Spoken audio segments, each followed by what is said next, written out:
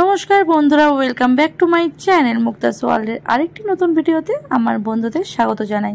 কেমন আছো সবাই? আশা করছি ভালো আছো। আমিও বেশ ভালো আছি। আজকে দেখে বুঝতেই পেরেছো থাম্বনেইল দেখে যে কি ভিডিও নিয়ে চলে এসেছি। একদম ঠিক ধরেছো, ফলহারিণী অমাবস্যায় চলে গিয়েছিলাম বড় মার কাছে, নৈহাটির বড় মা। তো আমাদের সবার বড় মার কাছে ফলহারিণী অমাবস্যা আগেরবারও আমরা পুজো দিয়েছি। তো এবারও দিদি বলেছিল যে আগেরবার যখন দিয়েছি পরপর 3 বার কিন্তু দেব। তো সেই হিসাবে সকাল সকাল মাকে নিয়ে বেরিয়ে পড়লাম বড় মার কাছে যাওয়ার উদ্দেশ্যে। তো দেখো, কাঁচরাপাড়া স্টেশনে দাঁড়িয়ে আছি ট্রেনের অপেক্ষায়। ট্রেন আসলে উঠে যাব। কাঁচরাপাড়া থেকে নৈহাটি জাস্ট একটা স্টেশন।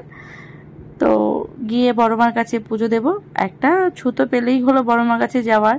প্রতিদিনই যেতে ইচ্ছা করে, কিন্তু সেভাবে তো সুযোগ হয়ে ওঠে না। একটা সুযোগ পেলে সে তখন মনে হয় যে খুব শান্তি পায় মনটা বড় মার কাছে পুজো দিয়ে। তো ব্লগটা খুবই ছোট বন্ধুরা, প্লিজ দেখতে থাকো, খুব ভালো লাগবে। যেখানে বড় মার কথা সেখানে তো ভালো লাগার তো অবশ্যই।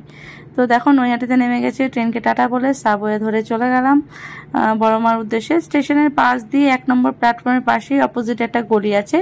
সেই গলি ধরে সোজা হাঁটলেই গঙ্গার ঠিক আগে আগে আমাদের বড় মার বাড়ি। তো দেখো, বড় মার মন্দিরের এখানে চলে এসেছি। ফলহারিণী অমাবস্যা বলে খুবই ভিড়। তো এখান থেকে ডালা নিয়ে নিলাম। আমি 3 রকমের ফল নিয়েই গেছিলাম। আর এখান দিয়ে বড় মার ফেভারিট তালের শ্বাস আর 108টা জবা ফুলের মালা। তো নাম গোত্র লিখে লাইনে দাঁড়িয়ে পড়লাম। এটা আমার বর্দি ভাই, দমদম থেকে এসছে বড় মার কাছে পুজো দেবে বলে। এটা আমার মা। আর এখানে বর্দির সাথে আরেকজন ফ্ল্যাটের বর্দির কাকিমা এসেছিল বড় মার কাছে পুজো দেওয়ার উদ্দেশ্যে। সুবিশাল লাইন, প্রায় ঘন্টা 2 লাইনে দাঁড়িয়েছিলাম। এই দেখো, এই যে কাকিমা। আর বড় মার কাছে গেলে এই ফটোগুলো দেখলে মনে হয় সব নিয়ে আমার ঘরে সুন্দর করে সাজিয়ে রাখি। এত ভালো লাগে ফটোগুলো দেখতে, তাই একটা ছোট্ট করে ভিডিও তুলে দিলাম। তো ইউটিউবে থেকে যাক আমার এই বড় মার ব্লগগুলো। আমি এর আগেও বড় মার 2টো ব্লগ শেয়ার করেছি। তো বড় মার কাছে যাব আর ছোট ছোট ব্লগ তোমাদের সাথে শেয়ার করব, যাতে বড় মার দর্শন করতে পারো। তো প্রায় 2 ঘন্টা মতো লাইনে দাঁড়িয়ে তবে বড় মার ঘরে ঢোকার সময় এসেছে। দেখো, ওই যে বড় মা দাঁড়িয়ে আছে। এই জায়গাটা আসলে না গাটা বেশ ভার হয়ে আসে আর মনটা একদম হালকা হয়ে যায়।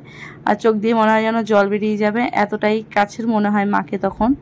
তো এখানে একদম ক্লোজ থেকে ভিডিও করতে দেওয়া বারণ, তাও আমার বন্ধুদের উদ্দেশ্যে ছোট্ট করে একটা ক্লিপিং নিয়ে নিয়েছি। আর দেখো, এখানে পুরো ব্যারিকেড দিয়ে খুব সুন্দরভাবে লাইন দিয়ে দিয়ে অঞ্জলি দিয়ে মন্ত্র পড়ে সুন্দর করে পুজো দিয়েছি মায়ের কাছে।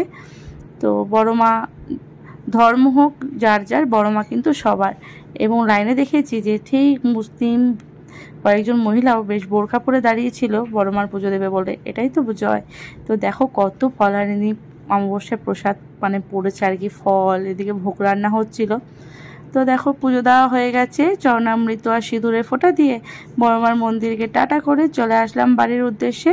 8টায় গিয়েছিলাম, বাড়ি চলে এসেছি 11টার মধ্যে। জাস্ট 3 ঘন্টা সময় লেগেছে। তো ব্লগটা কেমন লাগলো বন্ধুরা অবশ্যই জানিও, আর বড় মার দর্শন করে নিও। বড় মা সবার মঙ্গল করুক, খুব ভালো থেকো। আবারও পরবর্তী ব্লগ নিয়ে চলে আসবো। টাটা।